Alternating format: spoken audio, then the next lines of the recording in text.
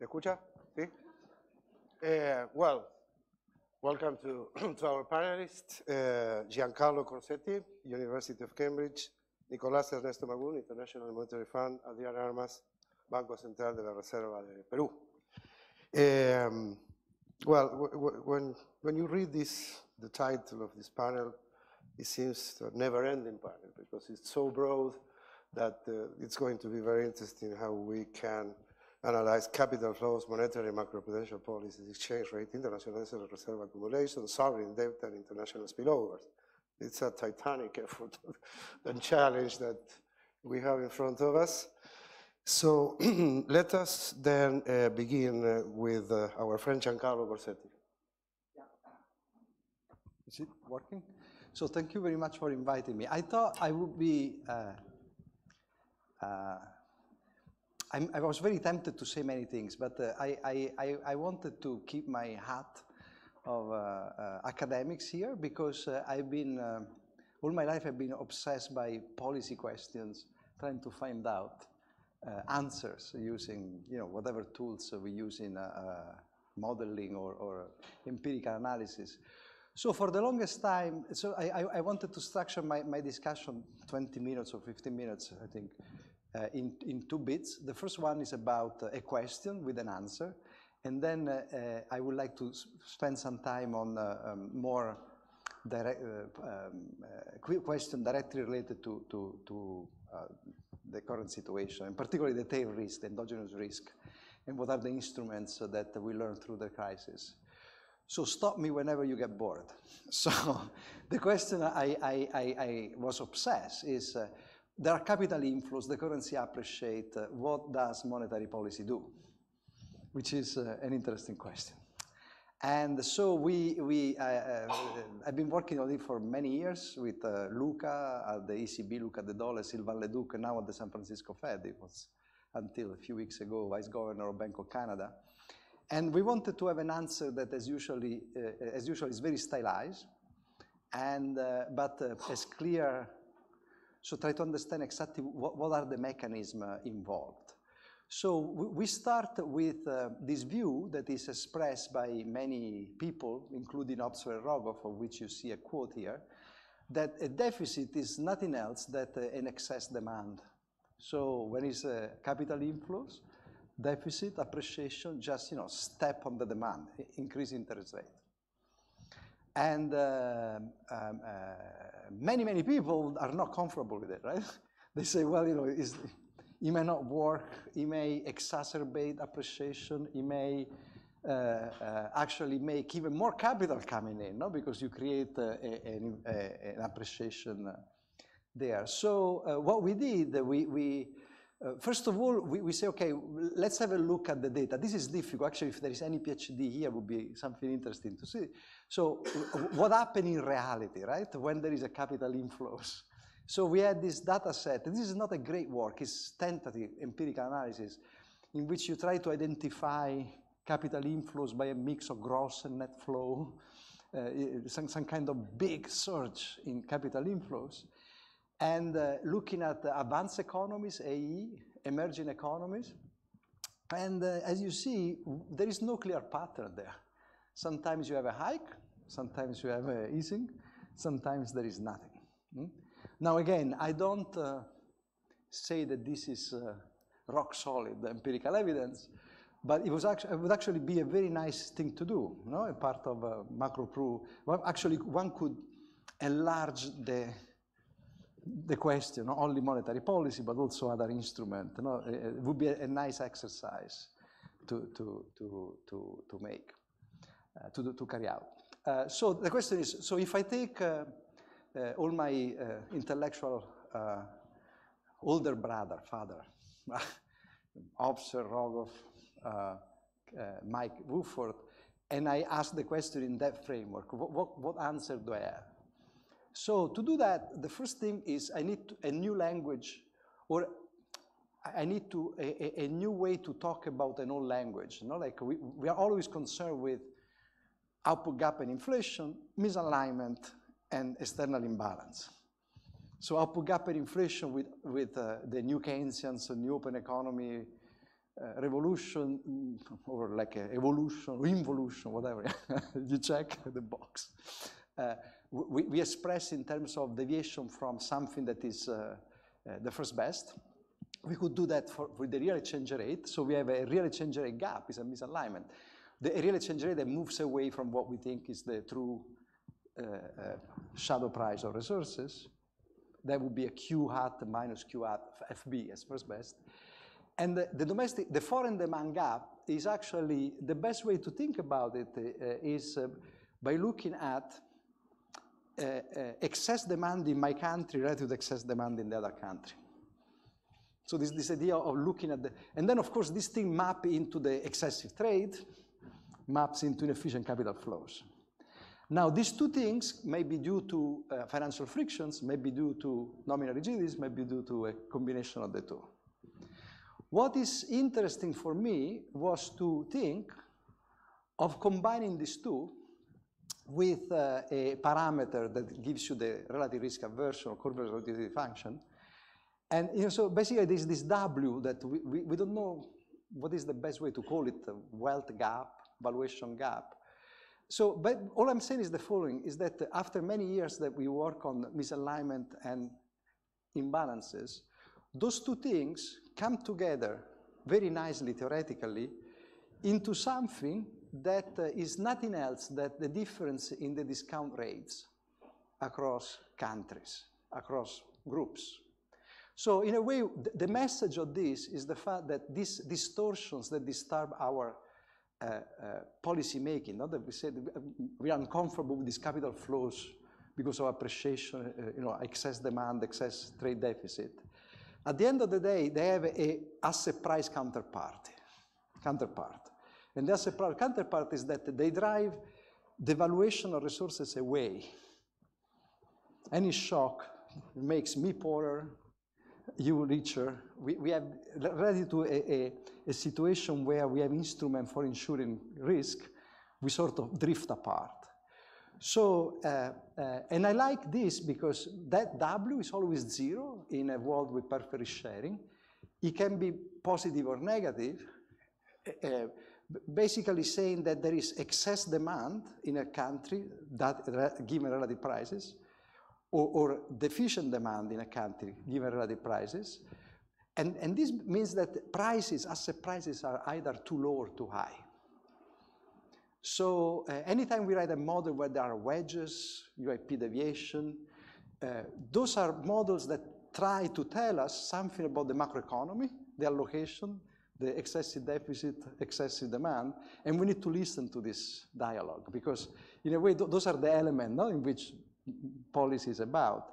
And in a way, this is nothing new. We have done this equation many, many times. Woodford called this in his work on close economy with heterogeneous agent, they call it financial stability.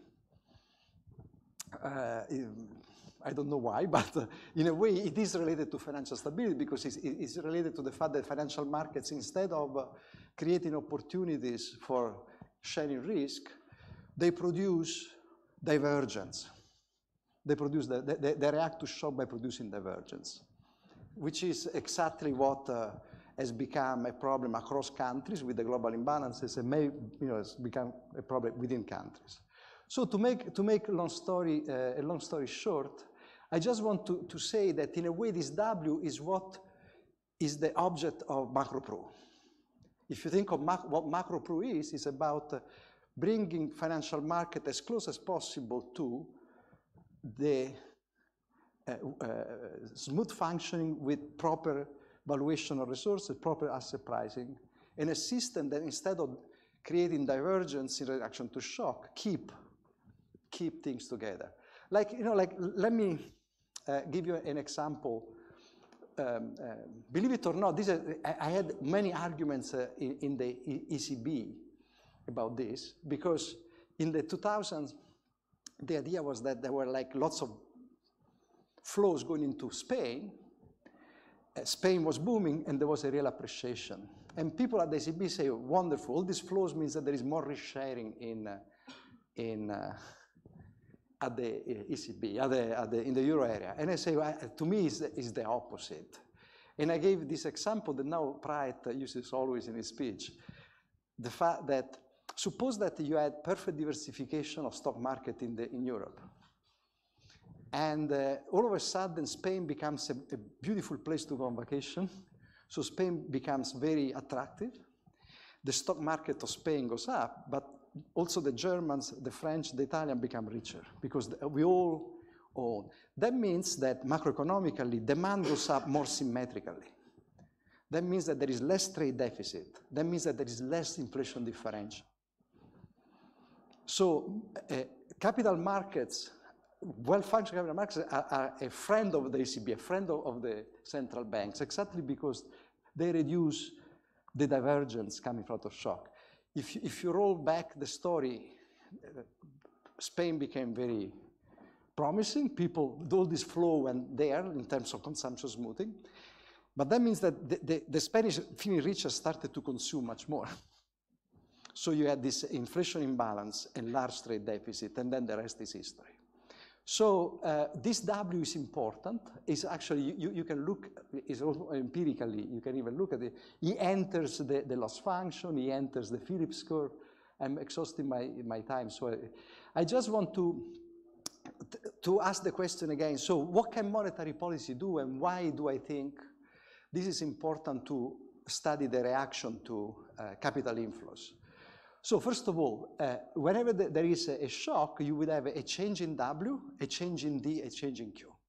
So you will have global imbalance, time imbalance, you will have a real exchange rate misalignment. They sum up to a W that is non-zero. Monetary policy cannot really zero W.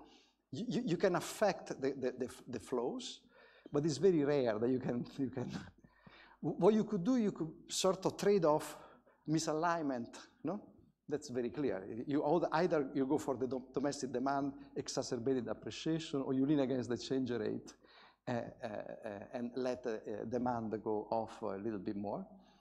So what I didn't know from my previous work is that actually using the W and using the New Keynesian's two-country model as a workhorse, the answer of the model is pretty strong and vindicates the view that it's actually very important to look at the exchange rate.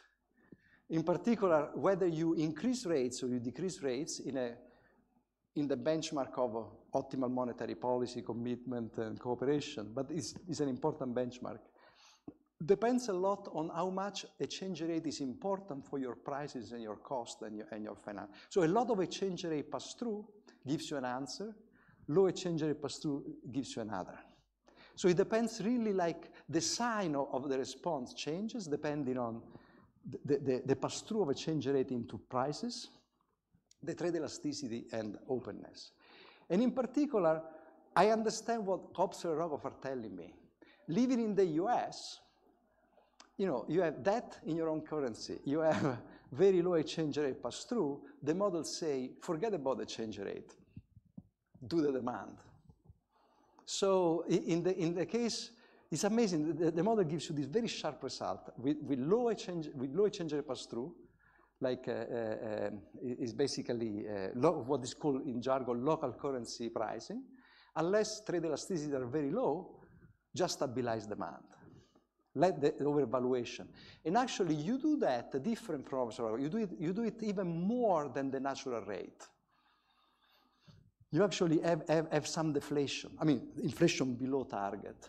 And remember, this is because the natural rate is not efficient in these economies. You have a friction. You have financial friction. So you want to be even more than stricter than.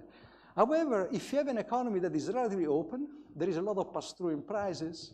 There is, you can have debt in foreign. I haven't worked out the debt in foreign currency, but it's pretty clear from the equation. So I just something, another couple of months of algebra. You can actually do this for the students, pencil and paper. It comes out all in closed form. It's exactly the opposite. Just lean against the change rate. Of course, it's a trade-off, right? You don't want to forget demand. But the point is that the optimal policy has a little bit of more inflation than the target, but less appreciation that would be without an intervention. So summing up, this is a model that has no risk premia. There is no a structural financial system. So, but again, all these things will go into this W, and as long as the W enters a trade-off with the rest, so the W, think of this as, you know, a summary, the gap, the equivalent of upper gap due to as long as those things go into this financial friction variable, the message is that low pass-through, local currency prices, kind of, you know, US style, I create. Everybody else, it may not be a good idea, because the change rate goes too much into the inflation, goes too much into income determination and the financial stability.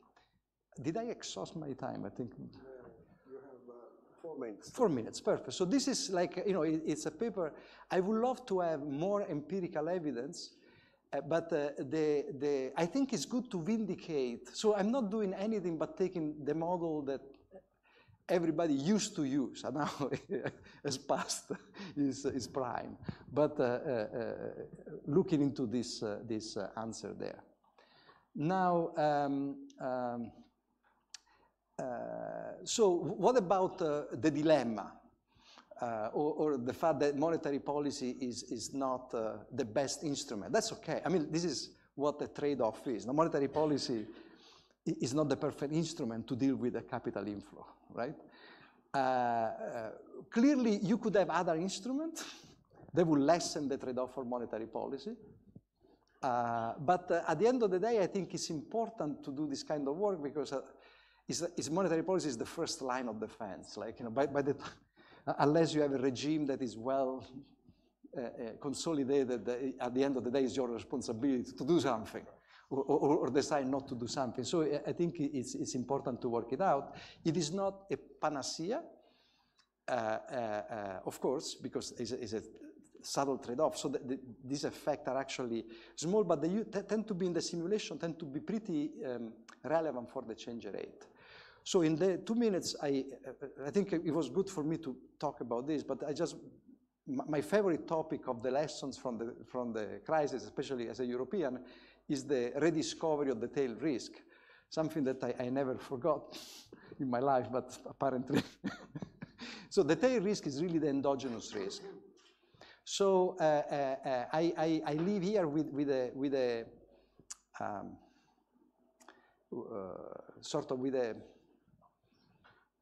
call for thinking.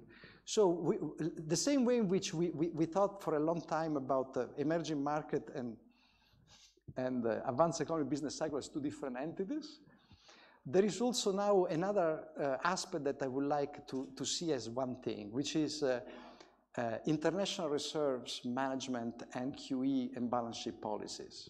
So there is a sense in which we are rediscovering in Europe or in the US the idea that the balance sheet of the central bank has something to do with containing the tail risk, with avoiding, you know, fire sale, with avoiding the possibility that market dynamics create equilibria that are, I mean, 15 million, 10 million unemployed people in Europe. I don't know how you calculate it, but could have been avoided if we had a better system in place in 2010, rather than having this enormous, then of course there are lots of political issues there, so I'm not saying that we could have done, but from an economic point of view, this is really the problem that we let the tail risk out.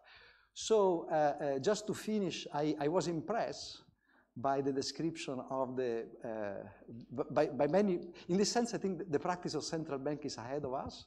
I just mentioned the Brazilian experience with foreign exchange intervention, which maybe I mean, I'm sure that there could be many critical aspects, but what I like about the Brazilian experience is the idea that you really think of foreign exchange intervention as something to do with balance sheet of firms and banks, and you want to avoid, you want to avoid the possibility of going into an area of dynamics that is very damaging. And in a sense, it would be a balance sheet version of the Friedman old rules, no? That when is it a good time to intervene in the change market? When you don't lose money. If you lose money, it means that you're doing the wrong thing. Now, losing money, in Friedman's view, may have been a lot about the fundamental exchange rate. Here, I think, especially after we enter financial globalization, the fundamental exchange rate is an important anchor, but given that, even more important pressing is the non-fundamental crisis. So in a way, if you can intervene in the foreign exchange market and avoid an unraveling, would be, the fact that you don't lose money is actually a very good, indicator of success. Thank you very much, Giancarlo. Nicolas?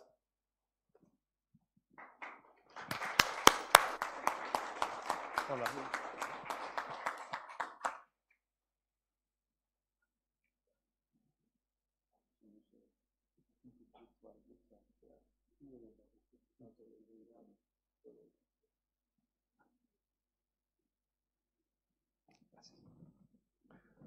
Thank you very much for the invitation, and of course the usual disclaimer applies. Whatever I'm going to say is not necessarily anything related to what the fund thinks about it. The title is quite long because we are supposed to talk about many things. I wrote, the presentation is too long, so I'm going to cut through many of the things and we can talk later. I'm going to say a little bit about capital flows first, and the context, and then try to jump fast to policies, which I think is the most interesting part. Number one, capital flow cycles for emerging markets is not anything new. I mean, we're talking about tail risk. In Latin America, tails is more normal thing. So they're not tails, in fact. But we've been experiencing in emerging markets in general lots of capital flows in and out. And the interesting part, on your right, you see that starting in 2000s, most of the dynamics in capital flows started to come not only from inflows, but for outflows as well. So it was people taking money, forming assets abroad, whereas in the past it was mostly inflows, borrowing by emerging markets. And Latin America has been no differences, except for the commodity boom during the early 2000s. What drives this? On the one hand, we have external flows, external factors, right? Interest rates in the US or activity in the US.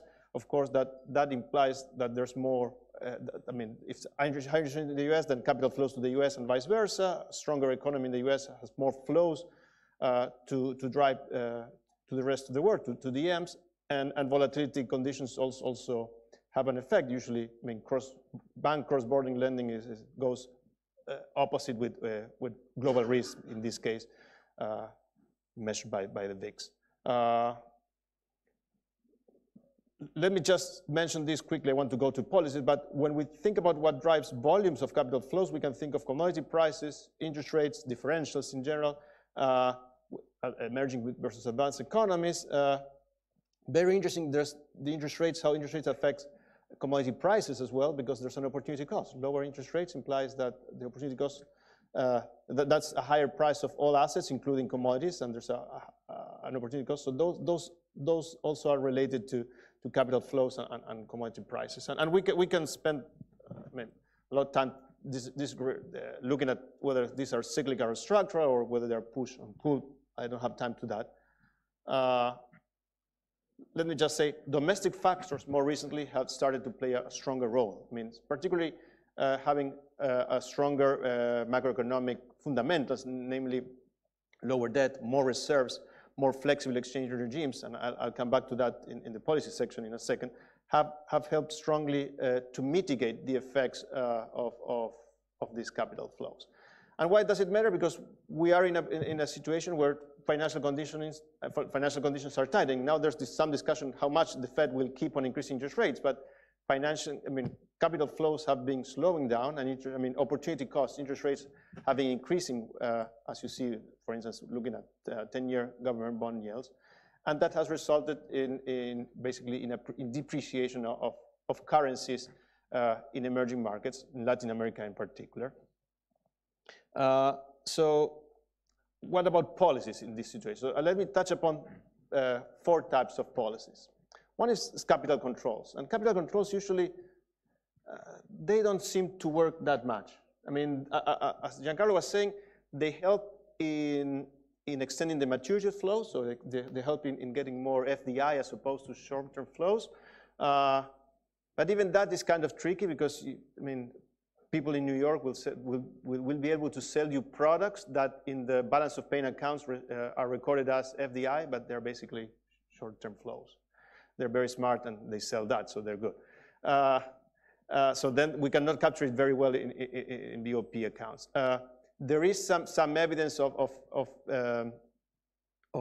I mean, in the spirit of the impossible trinity to give you some impact on monetary policy independence, but that's mostly what you get. I mean, there's very marginal effect of capital controls observed in the exchange rate and in stopping flows for flowing to the country. So then we can think about macroprudential, that, I mean, which is, there's a gray area with capital controls, but not all of that is macroprudential. And that in macroprudential is exactly, I think, what you were suggesting about whether increasing interest rates or not. Maybe you want to do another thing to try to avoid more capital or intervention that I'm going to talk about towards the end.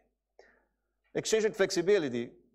Not only exchange rate flexibility tends usually to smooth domestic credit bank flows compared to more rigid exchange regimes, which in the context of boom-bust cycles, precisely what you want is that you have a very large expansion during the boom, that then you have a large collapse. And usually you tend to see that that is the case, that flexibility buys you that smoothing out of the cycle, at least in not letting real growth grow too much during the boom and then don't have such a collapse. More interesting, if we focus on Latin America, but then I'll generalize this, following the collapse in commodity prices starting in 2013 in general, in Latin America, we see that, I mean, this was an income shock, so real exchange rate should be lower. On impact, however, we saw that those countries with flexible regimes did depreciate, but those with more rigid regimes, in red, actually appreciate, which at first sight could be surprising. What are the implications of that? In Latin America, what you've seen is that the adjustment in the current account that resulted from this, I mean, highly managed versus more flexible regimes is that on the current account, there was more adjustment in those countries with more rigid regimes, but not such a larger thing. But in terms of the collapse in domestic demand needed for such adjustment, those with rigid exchange regimes were affected the most. And why? This is the same graph, just accumulated. You have in purple the flexibles, in gray the rigid regimes. And when you start decomposing the real effective exchange rate, you start to notice that, let me just, as an example, look at Bolivia on the right most. I mean, they have a rigid exchange regime. This was a permanent shock. But if your competitors are depreciating, you are appreciating in real terms. And if you're appreciating in real terms, then that means that if you keep your exchange rate fixed, all the adjustment that you'll eventually have to do the adjustment in your real exchange rate, and you have to do it the worst way you can do it, through a recession, a deflationary recession. Why is that? Let me just skip to this. This is contrary to the models that we've been seeing throughout the day. This is the most basic thing you can think of, but it helps me think. I mean, suppose you have this negative income shock. So you're poorer. Your real exchange rate needs to be in equilibrium lower. You have two effects, and this is all literature, very old literature. The expenditure compression effect, right? That income shock is variant, you're poorer. That means you're going to spend less on anything that you spend on. The expenditure switching is a price effect. That means that your non-trade-offs become cheaper in relative terms. To the extent that there's some margin, the domestic trade-offs could be cheaper. So that should have some expansionary effect. Of course, imports will become more expensive, so further contracts that. But you're hoping that that will boost some exports and, do some compensation through in domestic goods. The evidence that we found in different papers is that on exports, on export volumes, the effect to this is mostly nil. But on the expenditure, on the absorption, it is strong. So here we do it for just two exchange rate regimes in the Reinhardt, Rogoff, and Ilseski classification. And the way to read this very easily is start with the middle panel. You have those on the right with more flexible regimes. They depreciate. those on the left with rigid regimes, they appreciate on impact. What does that impacts in terms of import volumes is that there's a contraction in import volumes much stronger when you look at the right panel on managed flow. The important consequence is when you look at what happens with domestic demand is that you need on your left a strong contraction in your domestic demand in order to make the external adjustment. You need the deflationary contraction, whereas those countries with more exchange rate flexibility enable the exchange rate switching effect to work better, and then the impact on domestic demand is much smoother. And that's statistical significance. And if you generalize that for each exchange rate regime in classification, you see, you read the same. Start with exchange rate, real exchange rate in the middle. The higher classification is more flexible. You see that there's more depreciation, that there's more contraction in import volumes, and there's much less, almost zero effect on domestic demand. Let me quickly say that also talking about exchange rate pass-through, even though exchange rate pass-through has been decreasing systematically throughout emerging markets around the world, and that despite the consumption, the share of consumption in import content of that have been increasing, what we do know is that what explains that is basically credibility, monetary credibility. The more credible you are, the smaller the exchange rate pass-through is on average. And then foreign exchange intervention, and this, I use it as a way to, it's a book it's coming out next month, which in principle, we looked at foreign exchange interventions, and some of the people here have contributed to the book. The book is, half the book is IMF staff doing at the journal thing, but others, and I think the most important part is looking at the experience of the countries. And we have Brazil, Chile, Colombia, Peru, Mexico, Uruguay, and Costa Rica telling their story. Why? Because when we think about intervention in the context of flexible exchange rate regimes, why bother, right? If you have flexible exchange rate regime, why thinking about intervention in the first place? And yet we see that this is a very important thing, at least in the inflation targets in Latin America. Most of them have been using them to accumulate reserves, to intervene in the exchange market for other purposes that I will show you in a second. And the first way to think about this, again, and Uruguay is more complicated to explain, but to the extent that you have that you use interest rate policy, and if you do perfectly sterilized intervention, monetary policy should not change interest rates. International interest rate is given. Why would you observe any impact on the exchange rate regime? And yet you see and you care because of mainly 4 motives. Number one is, even if you are a perfectly flexible, perfectly good inflation target with exchange regimes, we are all emerging markets, and if you're emerging markets, we are all exposed to sudden stop, and we want to have reserves just in case. No matter what they say, we want reserves. And sometimes you'd say that having more reserves, even though they have an opportunity cost, they should help you reduce the expected value of being affected by a sudden stop. Then countries, especially those that are more with higher currency mismatches, they are affected about sharp movements in exchange rate regimes, financial stability that could have effects through balance sheets. So then that's another motive for trying to intervene, even though you have a flexible regime. Or even though the exchange rate pass-through have been going down, if the sheer size of the depreciation is very strong, that will affect your inflation and probably your expectations of inflation. So maybe you want to help monetary policy with some intervention. And there's always this old story about competitiveness and Dutch disease. What is the experience in Latin America? Is that we've done it all that we can. We've done discretion, we do rules.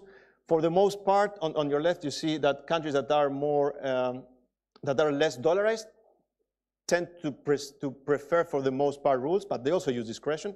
They all intervene in spots, but they all, I mean, as much as the financial markets enable, they have, we document how they intervene in many different instruments.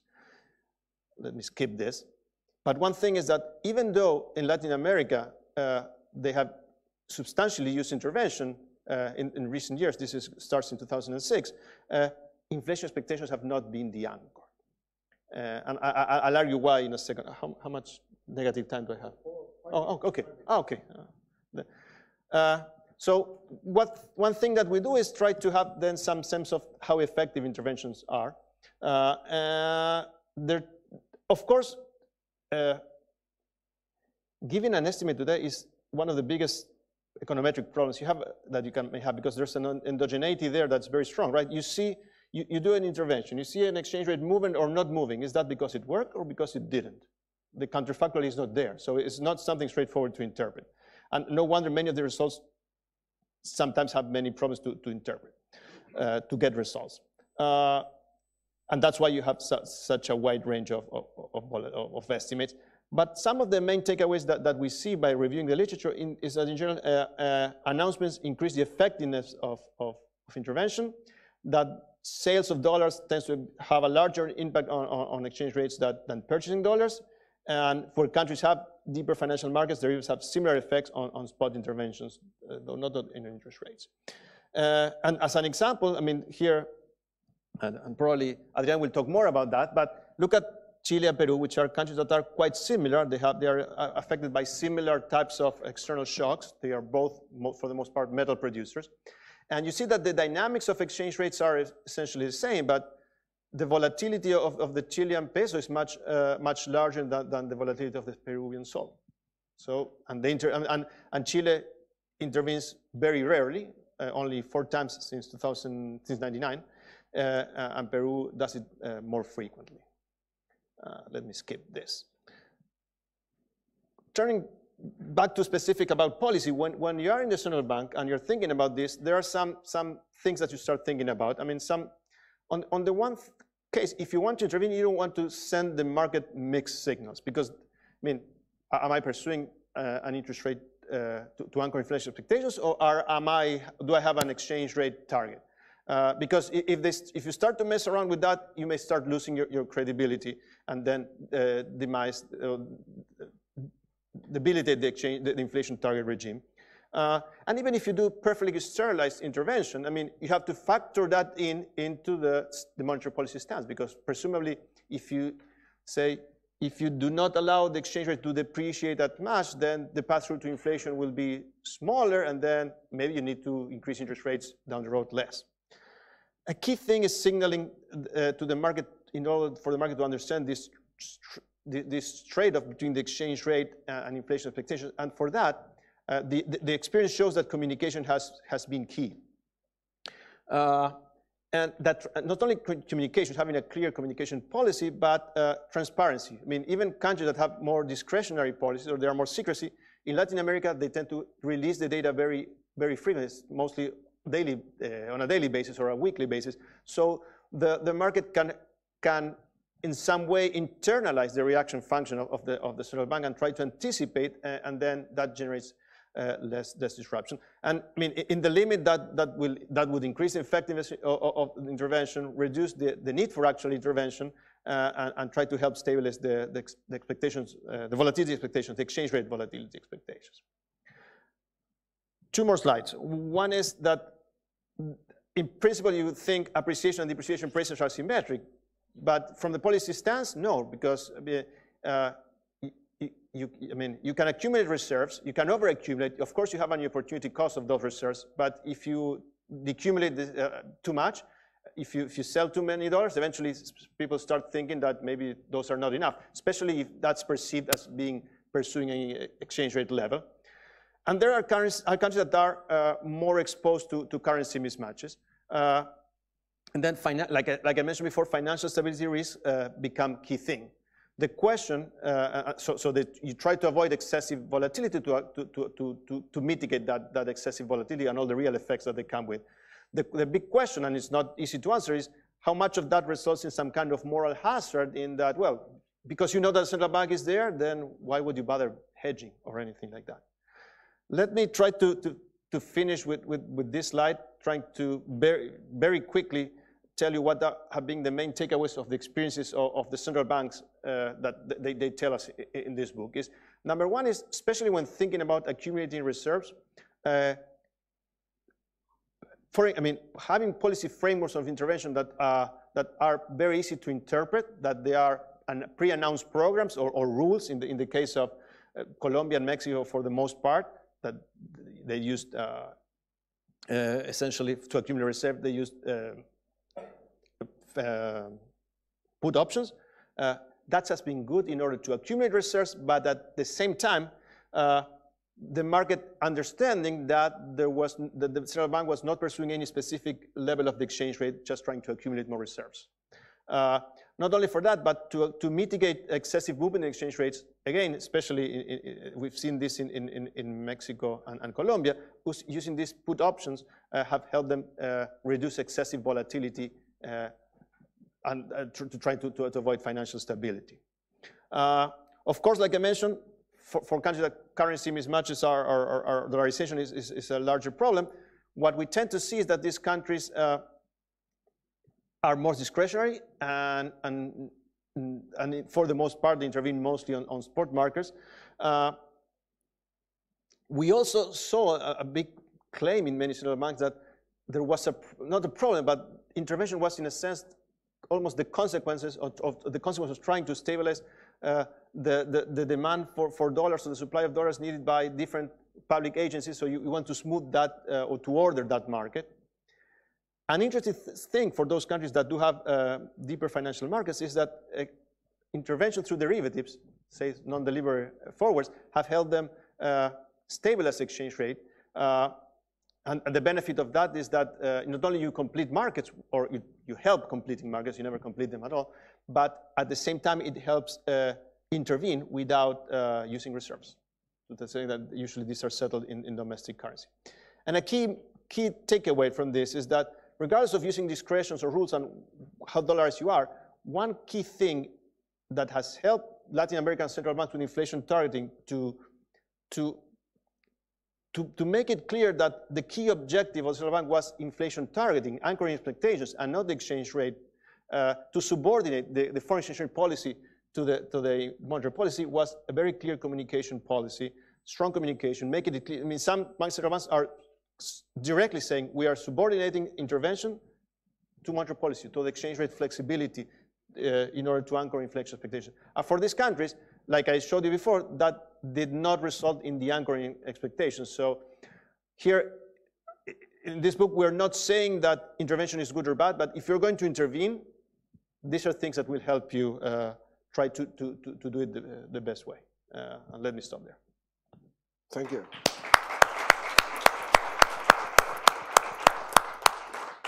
Well, Adrian, you were mentioned. So, Nicolas paved the way. Thank you, Governor. Thank you for the invitation. I'm glad to be here in Uruguay after several years.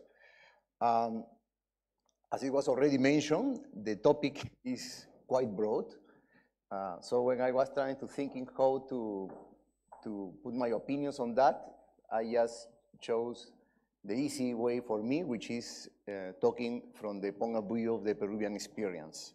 So just to maybe summarize in front, that is the 5 points that I want to highlight, that we have an open capital account with all the challenges that it means in terms of managing capital flows. Second, I want to try to explain how is our monetary policy framework, which is an inflation targeting plus dollarization controls, so how to deal with this challenge.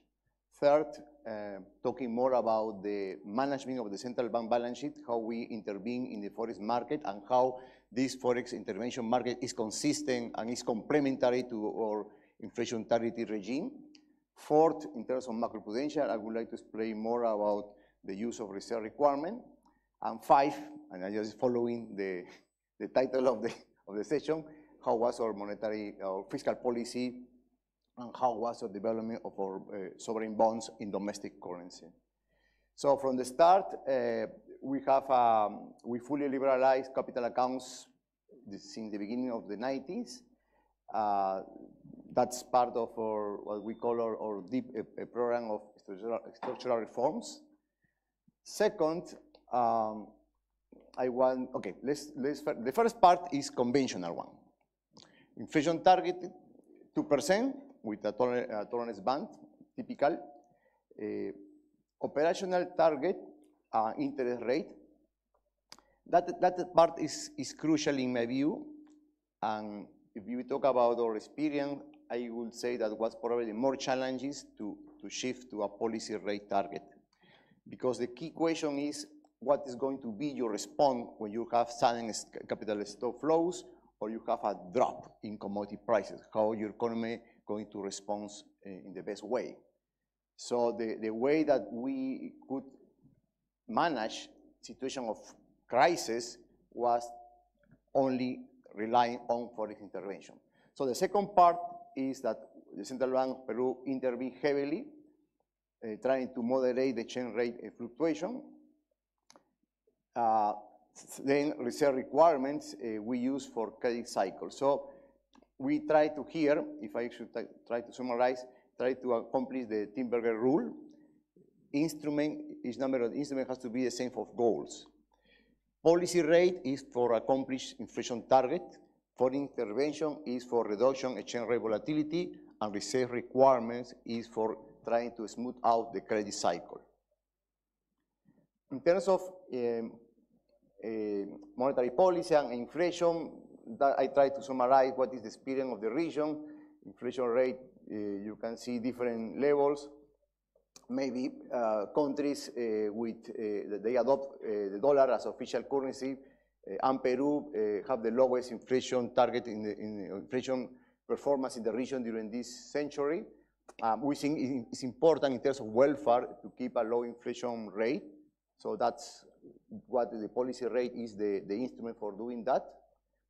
The region, and in the case of Peru also, trying to anchor inflation expectation, which is the nominal anchor under this regime, it has not been easy. There has been some periods of challenges that is also in some other periods, as can you see in the graph. So sometimes I would say that central banks have to react when there is deviation of inflation expectation. I will continue with that. Now, there was a discussion about how emerging economy, let's say Peru, should respond to capital flow. So I would like to try to explain a little bit this graph, taking developed countries, thinking about US as a reference, and thinking about the emerging economy as my country as a reference. I will show you two periods, the period of high capital inflows and boom of commodity prices, 2010, 2013. You will see that probably from the point of view of emerging economy, we have some responses which we consider optimal. At that period, we have high growth. So we have, in terms of monetary policy, broadly speaking, we have a neutral stance following so in the case of Peru, we try to be neutral. There was currency appreciation.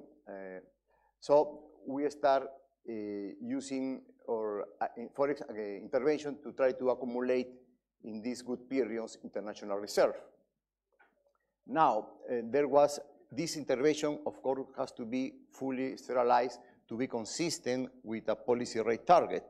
So we not only rely on fiscal surplus, we not only rely on the traditional issuing of central bank debt, but also raise reserve requirement as a way to try to manage our balance sheet in that way. And then, in this graph, I have to be more cautious. It's clear that that graph maybe reflects better the period between 2013 and 2016, when there was this huge drop of commodity prices. Then probably I will have to change a little bit, but the idea is that in this second period, we have the taper tantrum. We have this increase of policy rate in United States. Then there was a change of the situation and a change of response. So, for instance, during these periods, we keep a still expansionary stance of monetary policy, but at the same time, we start to reduce reserve requirements.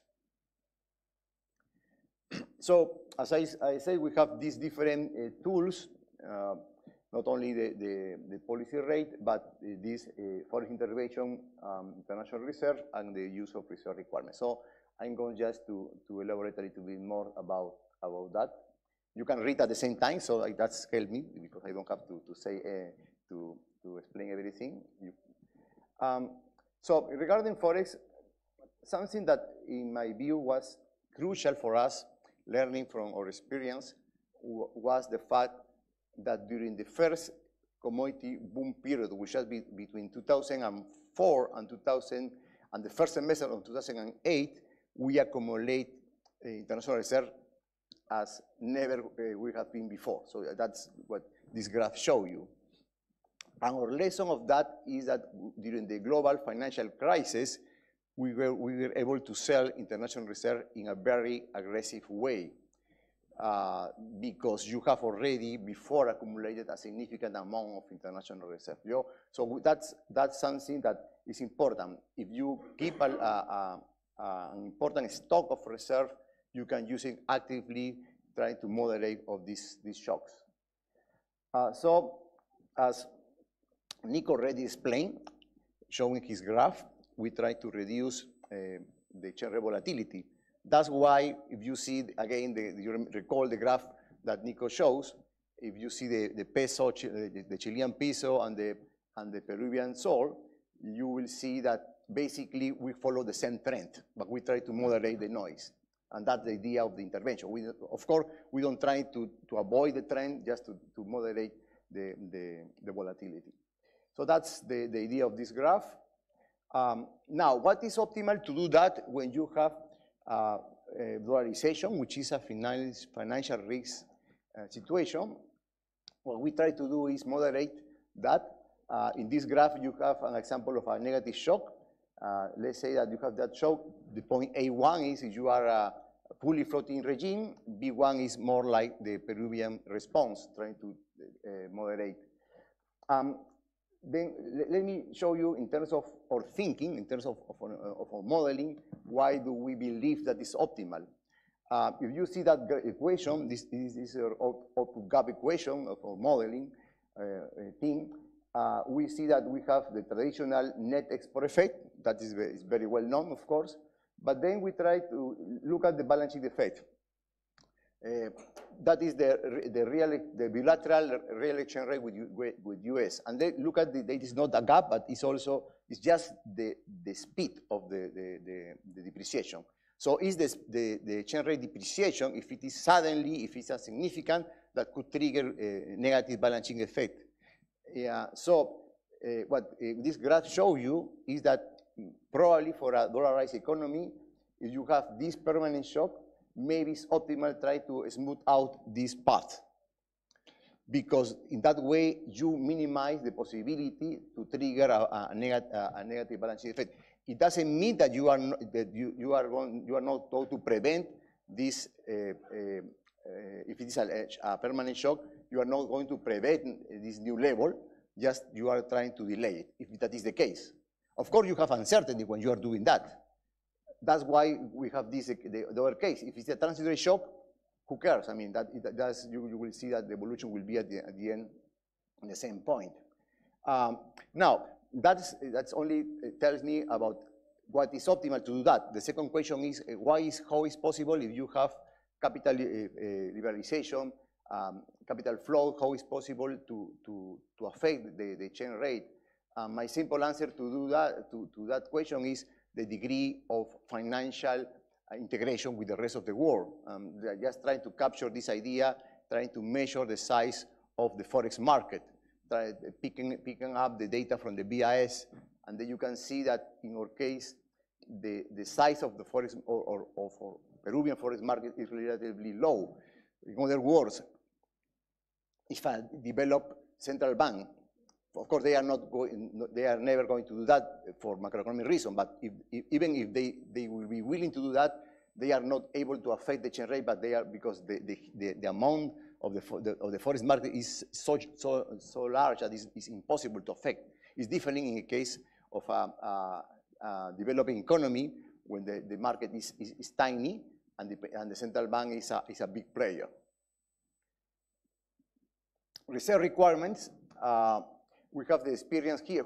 When we start using the reserve requirement as a macro proof, trying to smooth out the credit cycle, It was during the period called the decoupling. It was, if you remember, between the second semester of 2007 and the first semester of 2008, when the Fed started to reducing the policy rate and the emerging market was in a tremendous boom.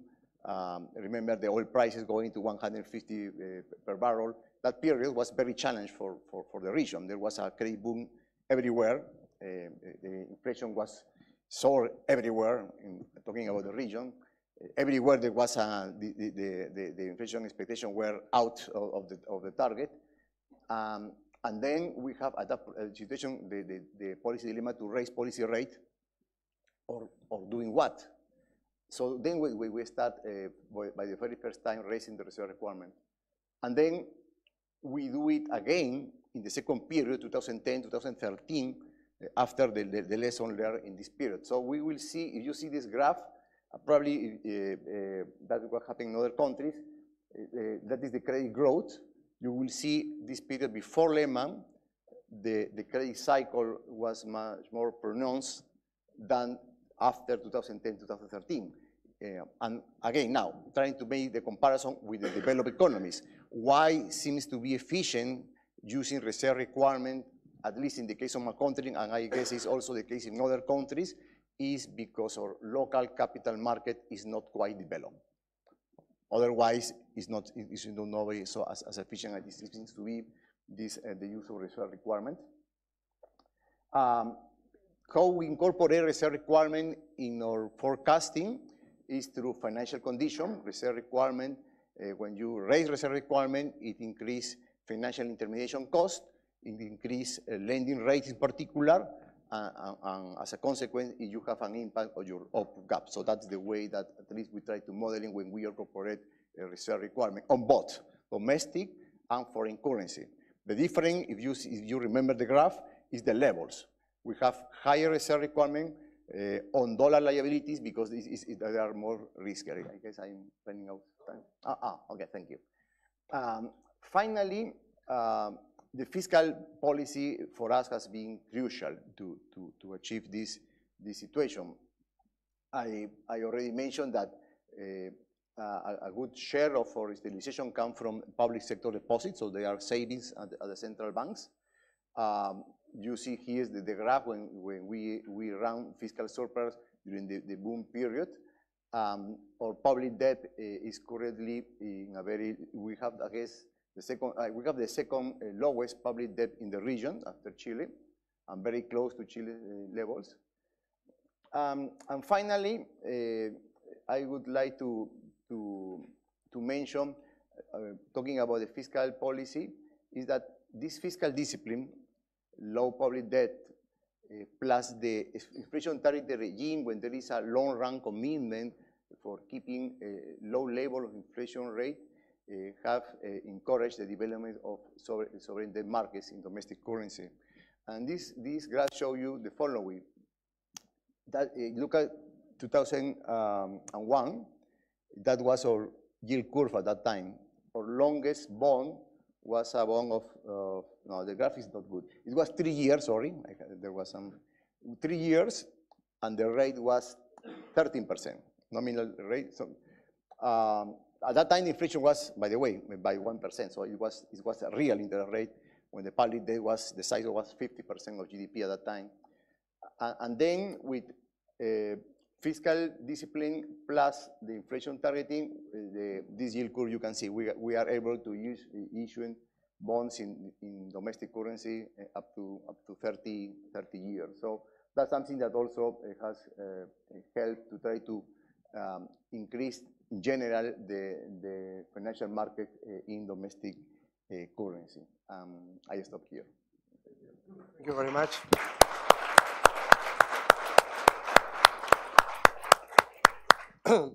Well, it's been very interesting, and seeing the formula for absorption really was a surprise here.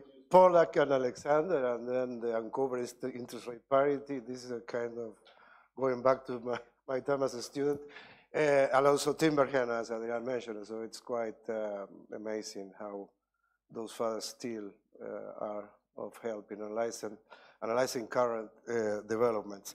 As a summary, I think we can agree that depending on the situation of different countries, in particular dollarized economies or non-dollarized economies, different kinds of policy responses can be used. In the case of dollarized economies, I have not too much to add to Adrian's presentation. It's quite a situation quite similar to Uruguay in several aspects.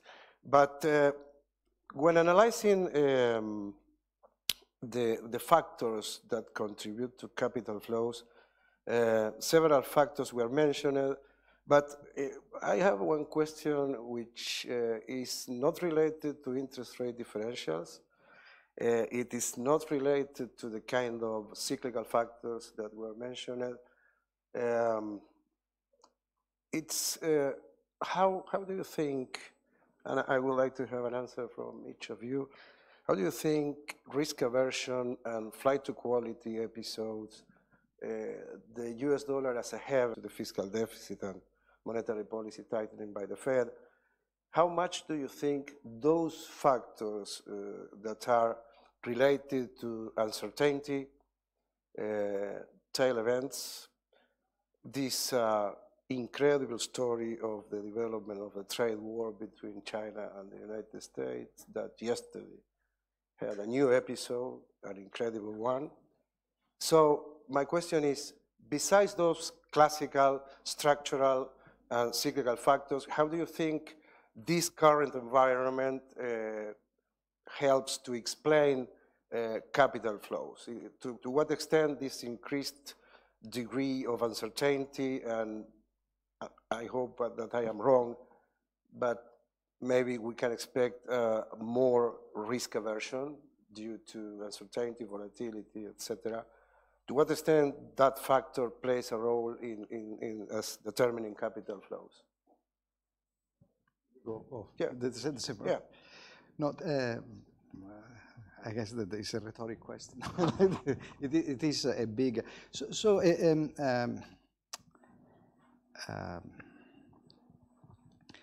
I think it is actually quite important, and there is something that people may not have noticed, which is when we do when we look at the uncovered interest parity. Uncovered interest parity is a regression that everybody runs, and for maturity between 1 year and 3 years, sorry, 1 month and 3 years, against the dollar, the beta is less than 1, minus 1. And people may not have noticed that since the crisis, beta is plus 10, plus 20. So the standard uncovered interest parity regression changed sign between 2007 and today is coming back a little bit. And curious as I am, in Cambridge, we dig up data from the 30s. And doing pound versus US dollars is exactly the same thing. And the fact that it's the same thing in the 30s and today is interesting in many respects. For example, the policy response in the 30s was very different than today. So it's not the UIP. So just to bring everybody up to standard, if you take the interest differential, you ask how much the interest differential can forecast expected depreciation. In general, we say it doesn't. Actually, the sign is negative, minus 1. Now, for the longest time, it's been plus 20, meaning that it forecasts, excessive depreciation.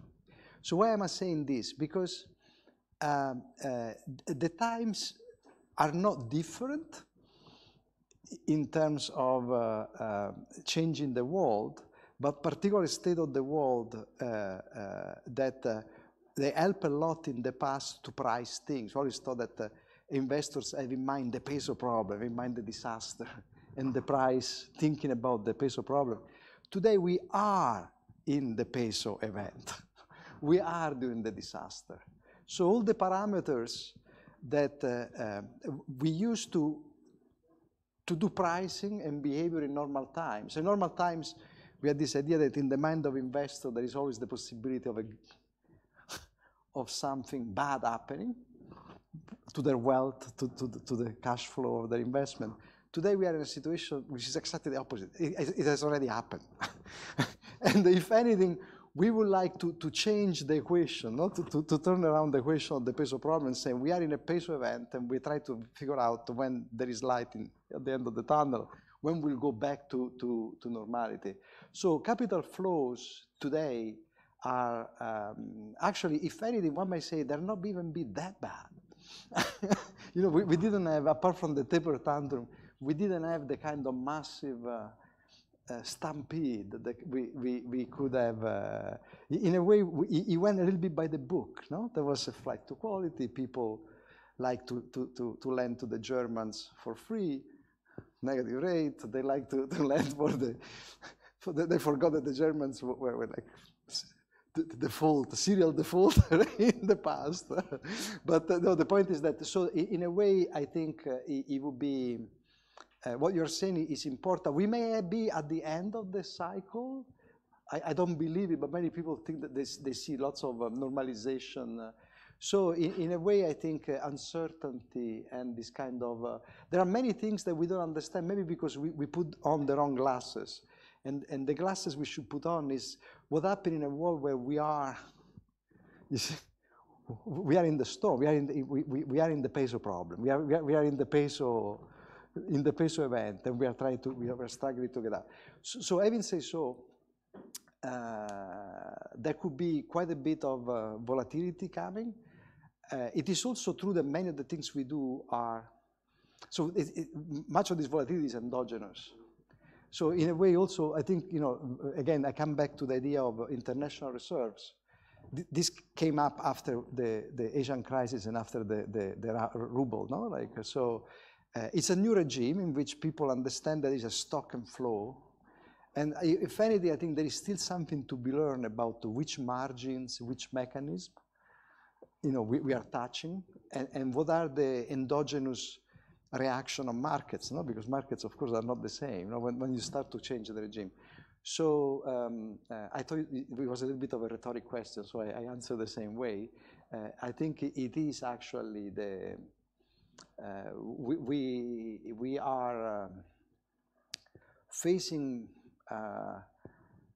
just a new kind of challenge from even think about the idiosyncratic risk. I mean, you are in Latin America, so people understand that they can lose their pension, right? And they may not find the checking account. But I remember in 2007 driving very famous financial economists around Florence looking for ATM to cash as much as we could. So this is something that it's unheard of. So like think about the uncertainty about jobs, pension, healthcare. So we are basically, we are still managing how to reabsorb all this idiosyncratic risk that goes into, increasingly goes into financialization, no? Because the state has retreated a lot. So people are told to find a private pension, people are told to finance the school of the kids, people, by the way, the tuitions are going up, people are told so all these idiosyncratic risks are going to be going into the financial system and the management of this from the point of view of the public sector will become the major challenge, I think. Thank you. Giancarlo? So I think, I don't know the answer, but one thing that we should be looking is how the volatility affects the US. Because the US, being the reserve currency, the big thing is that when there's more volatility, even the financial crisis, when the trigger was in the US, the flight to quality was to the US. And why I mentioned that? Because historically, what you see is that if you identify cycles of dollar strength in multilateral terms, is that you see that when the dollar is stronger, emerging markets in general, Latin America in particular, growth is slower, particularly domestic demand. There's an income effect a little related to what we were talking before. I mean, you're poorer. And if we if we look, and these cycles have been identified to last on average about 8 years, even through crisis. So if that is the case, the dollar will keep on being strong. Have to be seen, right? Because of all the events that you were mentioning. But if that's the case, then capital flows will not pick up again strongly. That's what I think. I mean, we've seen that they slowed down and there were some retrenchment recently. But they're very uncertain times, and then it's tough to have any strong opinion. Yeah. Focus on United States. Well, there is more and more research. I'm thinking about Helen Reyes and others that emphasize how the U.S. monetary policy has important spillover on the rest of the world economy. Thinking on that, the U.S. economy is running now the second largest expansion in history, which means sooner or later we will be probably in a different economic cycle in the United States. So if we are talking about a standard economic cycles, we will expect lower interest rate, U.S. interest rate that is already expected if it happens sooner. So I'm thinking a typical cycle like 2007, 2008 in U.S. before Lehman, which is different when you have a financial crisis, when the risk aversion is there. In that situation, you will have a stronger dollar rather than a weakened one. In my first case that I'm referring to, I should expect a weaker dollar. When we have a strong dollar, then the situation it could be challenging for the region. There are periods, for instance, this year, in my view, when international investors are able to differentiate among countries. So you will see countries that this year they have some capital outflows, Argentina, Turkey, even in Far East Asia, Indonesia, they have even to raise policy rates. There are others which has not been the case. So the markets are differentiating according to fundamentals. But when you have a sudden stop, when they are in panic, what you hear from the international investors is just sell everywhere, no matter fundamentals. So that's the situation where we have to be prepared, because it doesn't have to do with us, it has to do with panic situation, contagion effect that we have to deal with.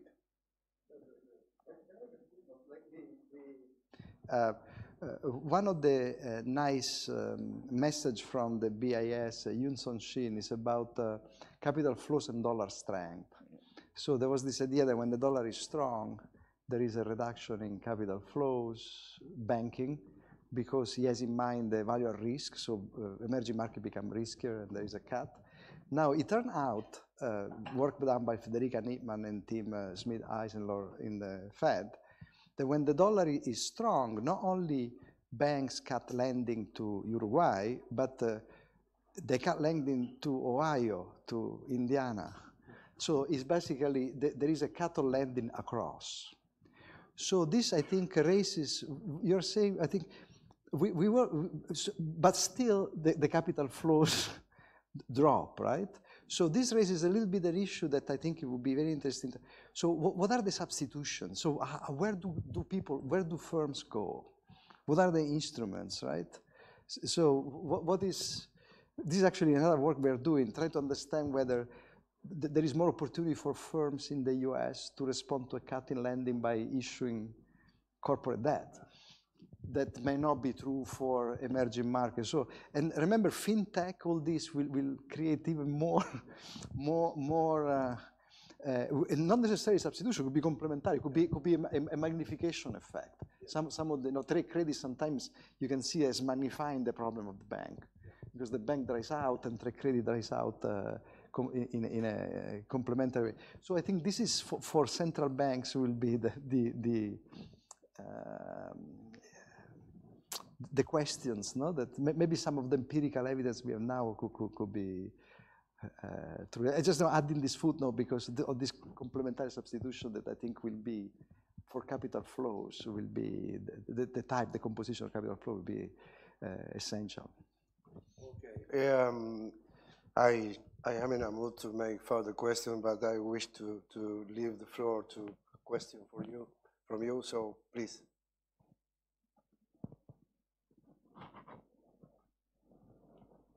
Just first a comment on the Nicholas.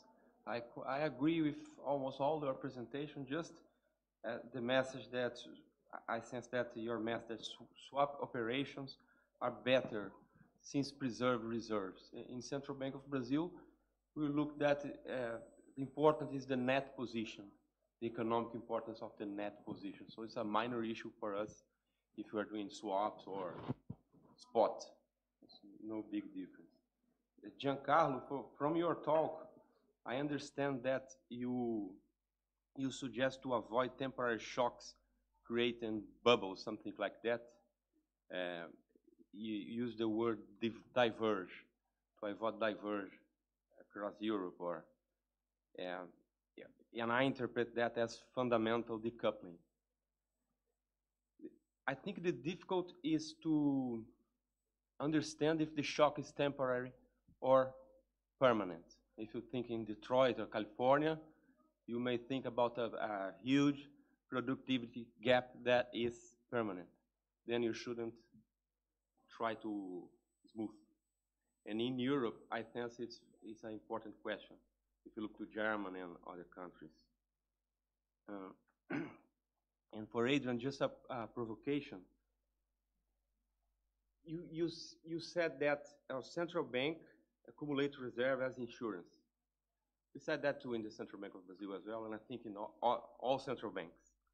But if you look to this super liquidity period and quantitative easing, and you look to emerging central banks, all of them accumulated reserves in synchronized way. So up to this point is just a residual from the easing in the main central banks, Euro, Fed, and Japan.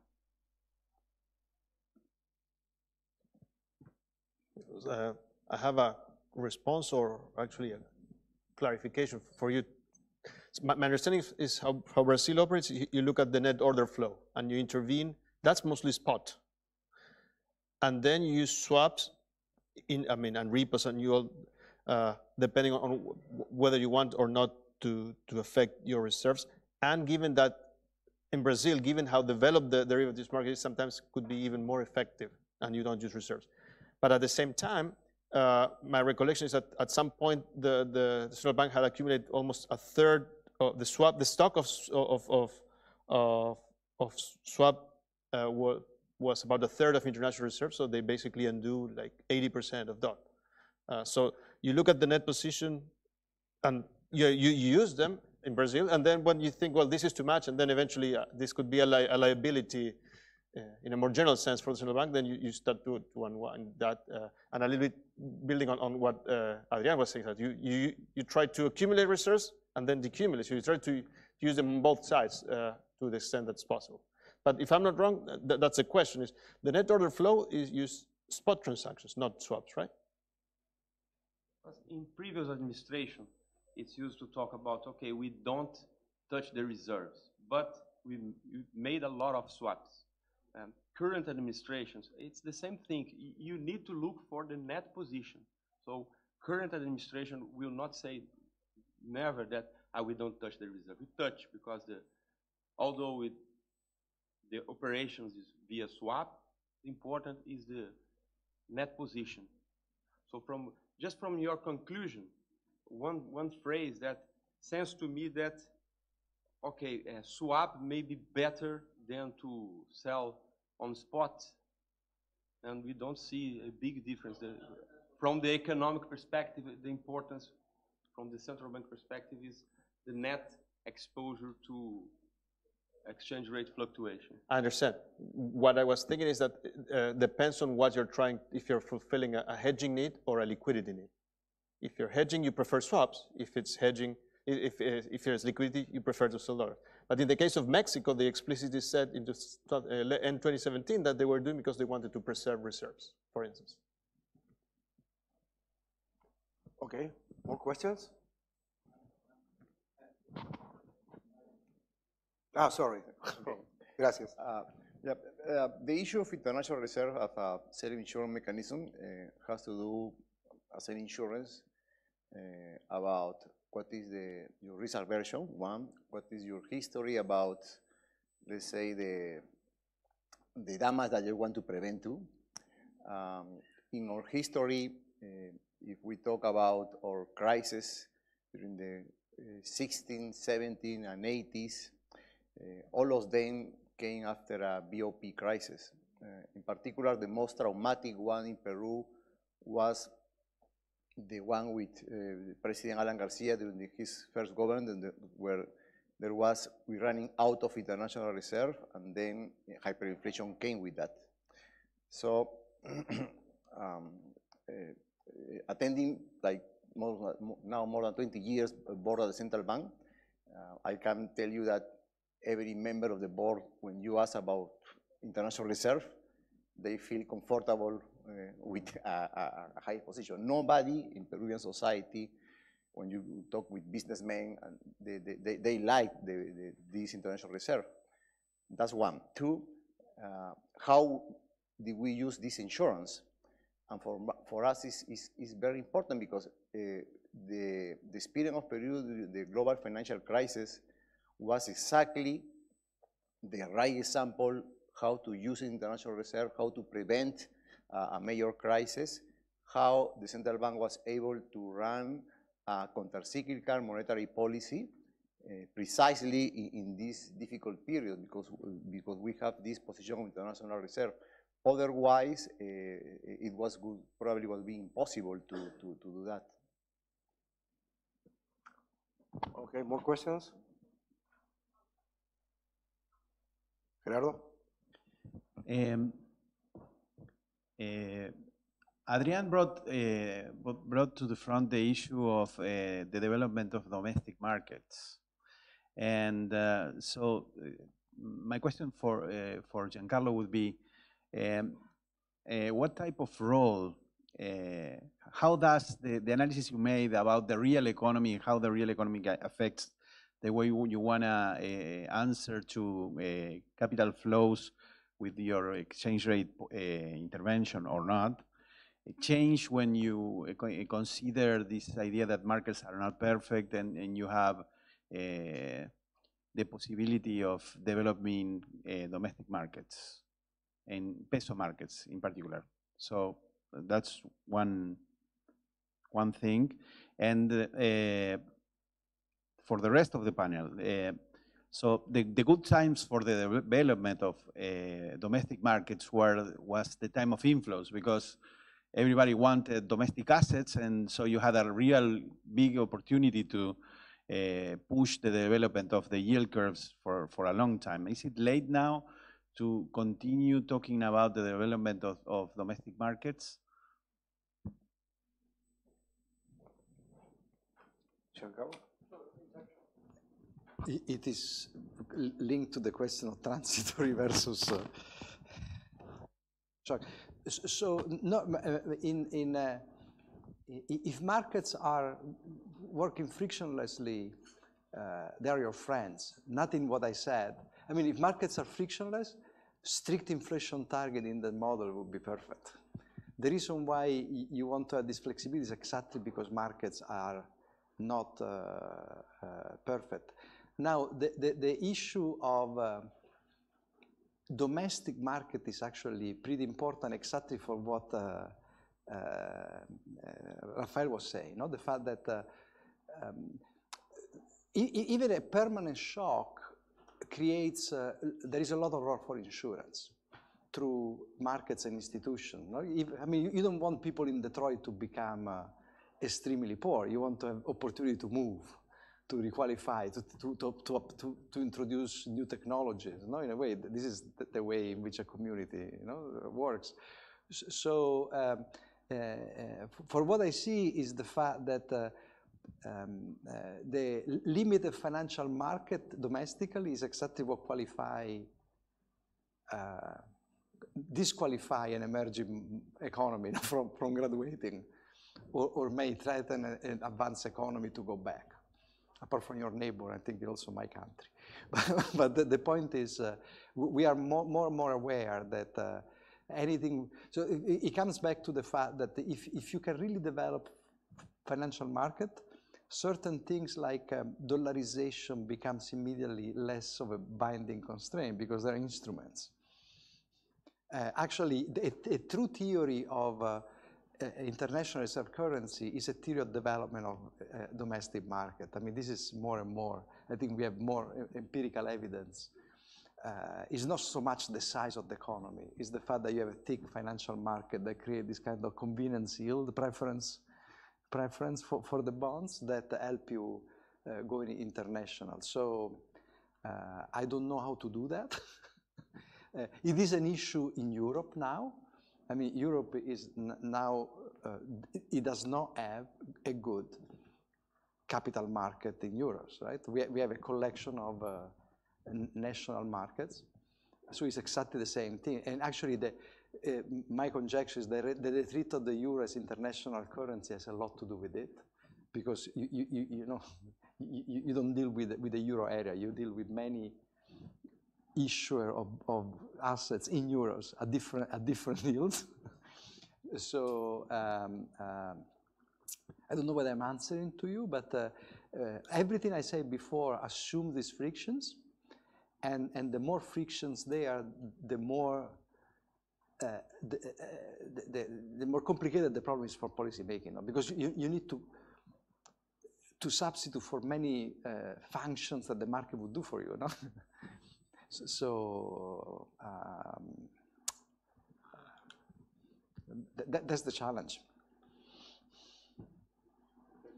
I believe that the lesson that how to develop sovereign bonds has helped to develop also the local financial market. That's clear. Even though I would say that in the case of corporate bond issuing internationally, no? Private external debt, corporate bonds, there has not been much progress in that in emerging markets. So now it's usual to find that when a government issue a bond, it can be purchased by foreign investor, but it's not the case with the corporate sector. So then what is happening is that corporate firms are more, financially integrated. They issue corporate bonds, and then maybe you don't have the dollarization problem more in the balance sheet or your local bonds, but maybe there is still a currency mismatch regarding that. For some reasons, the risk has not been developed in that part of the market, which has becoming more and more important. At least in the case of my own country, in my view, what has happened, at least there, is that local capital market has not developed fast enough.